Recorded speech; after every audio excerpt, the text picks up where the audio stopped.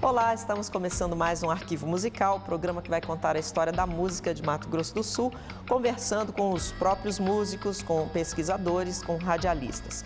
Hoje nós vamos falar sobre a nossa memória fonográfica aqui do estado, um projeto idealizado pelo Carlos Luz e pelo Idemar Sprandel, que faz o registro, o resgate desses registros feitos em vinil, em CD e em DVD.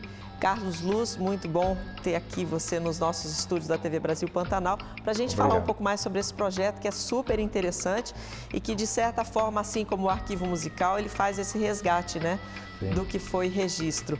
Sim. Esse projeto é um projeto que nós, há 13 anos a gente vem desenvolvendo essa pesquisa. A forma de pesquisa que nós viemos fazendo, primeiro é encontrar o trabalho do músico sul-mato-grossense, seja ele em vinil, ou CD ou DVD. Segundo passo, depois que encontra esse material, nós temos a preocupação da preservação desse material e depois, num terceiro momento, a digitalização. E tudo isso para quê? Para que a história da música sul-mato-grossense, dos músicos que aqui contribuíram, passaram por aqui, fizeram o seu registro, para que todo esse acervo seja realmente preservado, para que as gerações futuras possam, então, ter acesso a essa pesquisa, a esse material.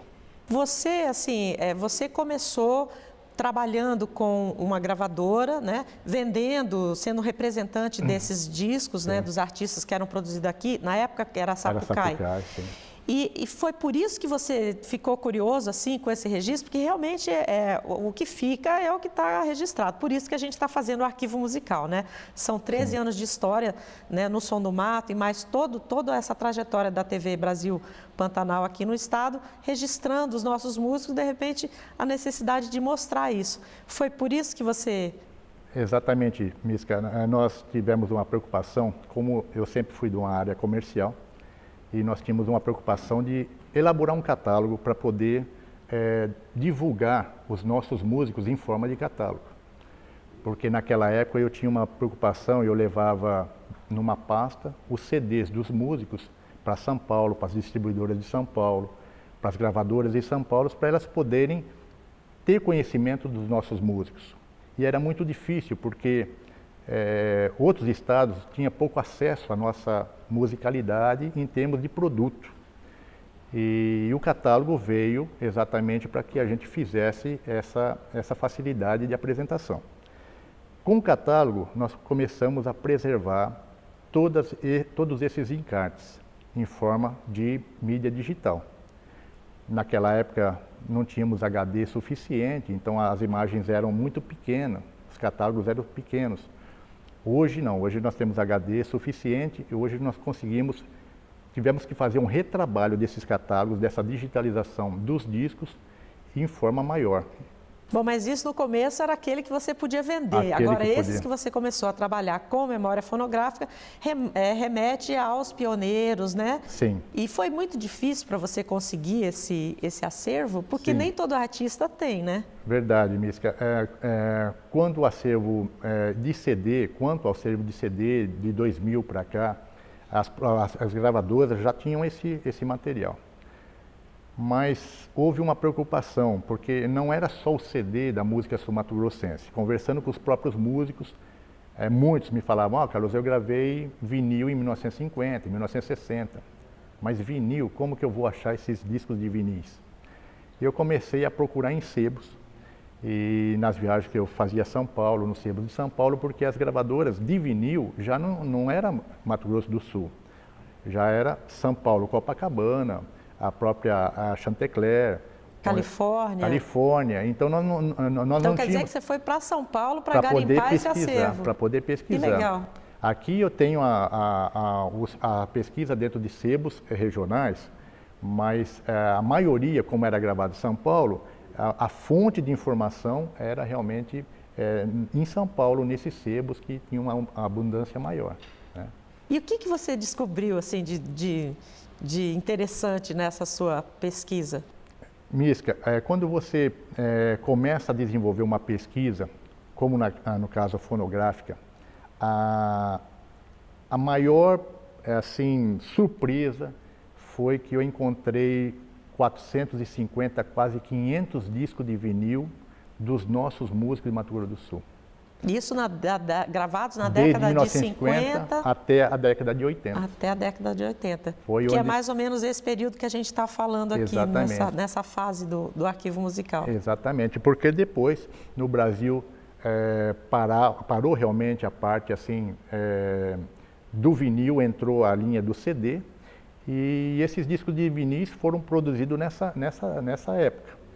Então, só que o acervo de Mato Grosso do Sul é muito grande. 500 discos de vinil, eu acredito que seja 90% de todo o acervo.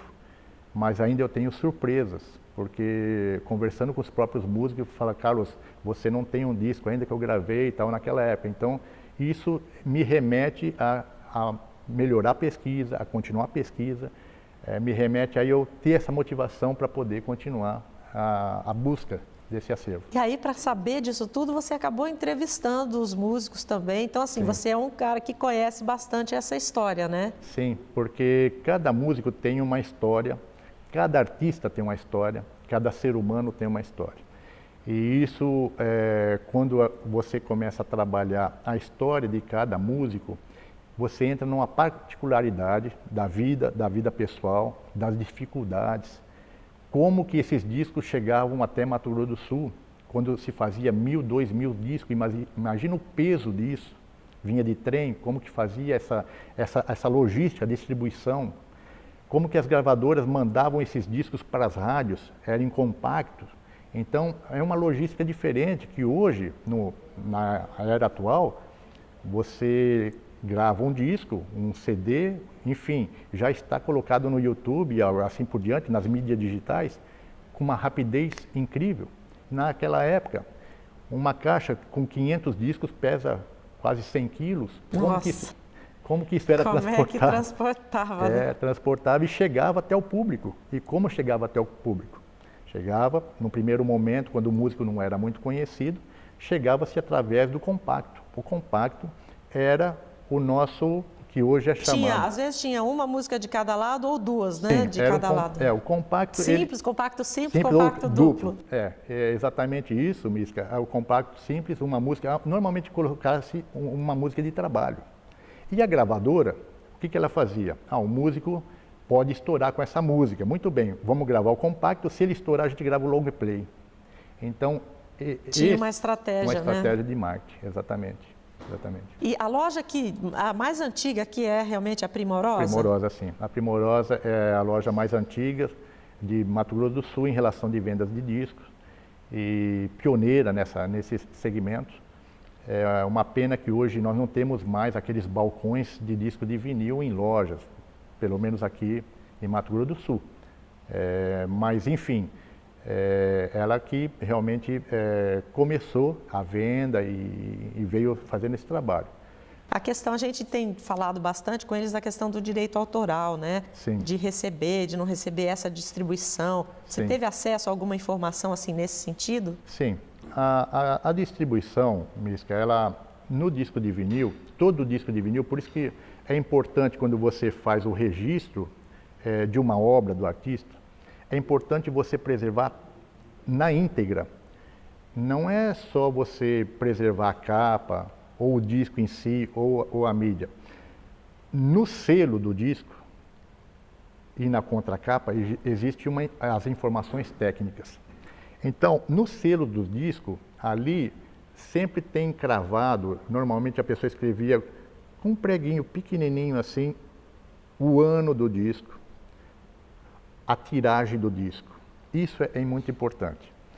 E cada disco, como ele não existia código de barras naquela época, era numerado de 0 a 1000, então você tinha o LP Long Play 001 até 1000.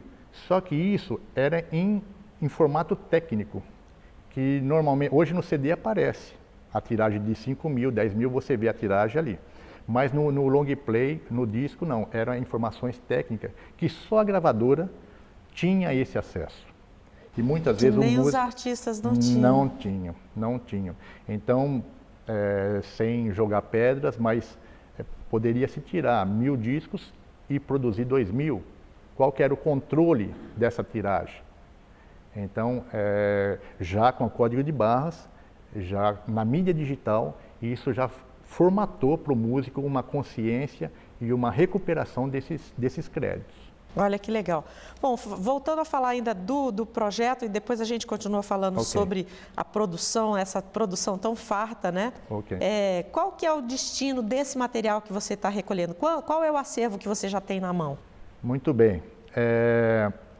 Esse acervo, no projeto Memória Fonográfica de Mato Grosso do Sul, é um acervo que ele vai ser sempre, desde a idealização desse projeto, sempre ele foi embasado para que nós conseguíssemos mandar para o Museu da Imagem de Som.